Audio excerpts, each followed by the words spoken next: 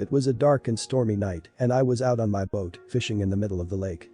The wind was howling, and the waves were crashing against the sides of the boat. I was getting nervous, decided to head back to shore. But as I turned the boat around, a huge wave hit me, and I lost control. The boat capsized, throwing me into the water. I tried to swim to the surface, but the waves were too strong. I could feel the water rushing into my lungs as I sank deeper and deeper. As I struggled to stay afloat, I realized that I was drowning. I could feel my consciousness slipping away, and I knew that I was going to die.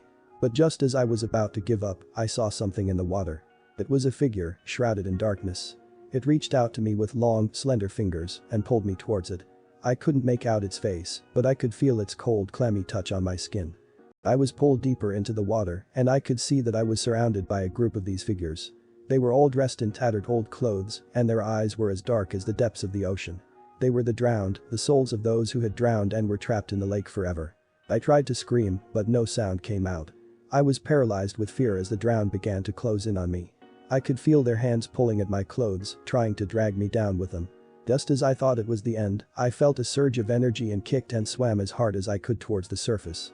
I broke through the water and gasped for air, but the drowned were still after me. I swam to the shore as fast as I could, never looking back until I felt the sand under my feet. I collapsed on the beach, coughing up water and gasping for air. I knew I had narrowly escaped death, but I couldn't shake the feeling that the drowned were still out there, waiting for me. I tried to stand up, but my legs gave out from under me.